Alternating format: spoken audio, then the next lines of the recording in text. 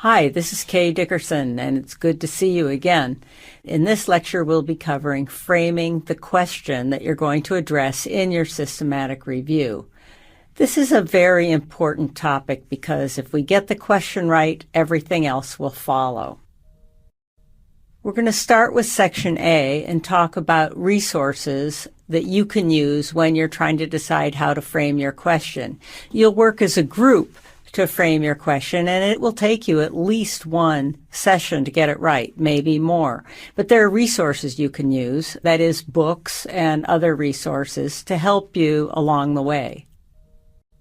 Let's look again at the steps of a systematic review that we talked about last time. Our very first thing that we need to do after we form our group is frame the research question we're going to address. And I'll talk about how that's described as PICO, P-I-C-O or P-E-C-O, depending on whether you're looking at an intervention question, usually a clinical type intervention, but it could be behavioral, or an etiology question, such as we would look at in epidemiology. Some of the resources that you can access follow. The first is this book. You can also get it for free online, called Finding What Works in Healthcare. It came out in about 2010, and it's put out by the Institute of Medicine, and it's what's called Standards for Doing a Systematic Review. Here's an example of the second standard, which is initiating a systematic review. In this standard, and I'm not going to go through all the detail that's on this slide, you can either read the book, which is online for free, you can download it, or you could purchase it. A few copies are in the bookstore, and we have a copy on reserve in the library.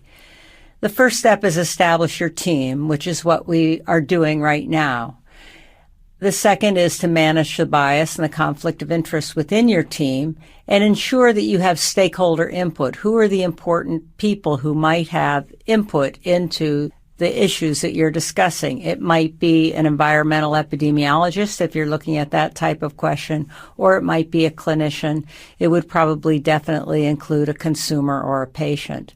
And then you have to decide what to do about managing that bias and conflict of interest. If people do have a potential conflict of interest and you need to ask about it, how do you actually manage it from those who are providing the input?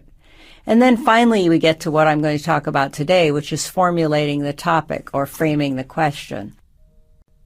In the IOM book on how to do a systematic review, there's a little more detail on formulating the topic. This includes confirming that you need a new review and that one hasn't already been done very recently, either done recently or updated, and therefore you don't need to do a new one.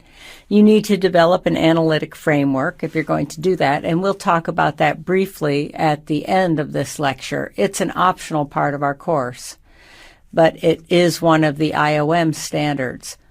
You need to use a standard format to articulate each question, and we will spend quite a bit of time on how to use the PICO format to articulate your question. State your rationale for each question, and then go back and forth and refine it. And that's when you'll see, working with your group, just how long it takes to come to a final question that you're going to address. And to be honest, this is something we work on throughout the class with the small groups, because once you find the literature, you'll see some refinement is probably needed. Another resource for refining your question or framing your question is the Cochrane Handbook for Systematic Reviews of Interventions. Again, you can get this for free online, or you can purchase a hard copy of the book. I have to confess I like books, and so I've purchased one. You can get them at the bookstore. We have some copies for sale there, or you can get it at the library on reserve, or you can download it chapter by chapter the way it shows here. Browse the handbook online, and you can go in chapter by chapter depending on what you need. So let's say you decide to look at the handbook. This is version 1.1, which I just checked is the latest version that's up online. It's from 2011.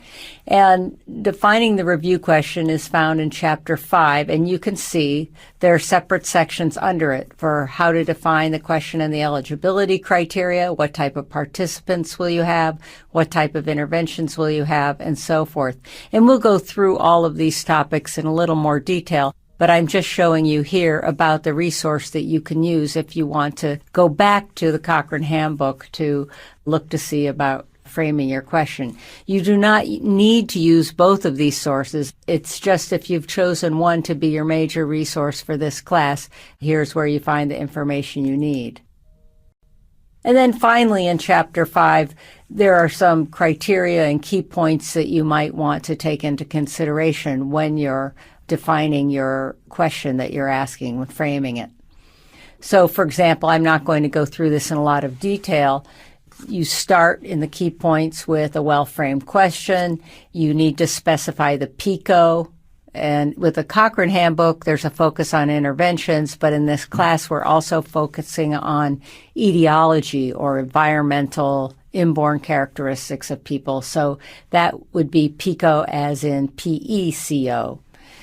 There is a focus within the Cochrane reviews on outcomes, and we're going to spend some time on outcomes in this class because this is an emerging area in systematic reviews, and you'll hear us talk about it a lot more than maybe we have in past years because people have realized just how important a well-defined outcome is.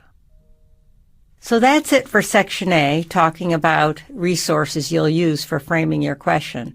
Our next section will be Section B, where we decide the type and scope of our question.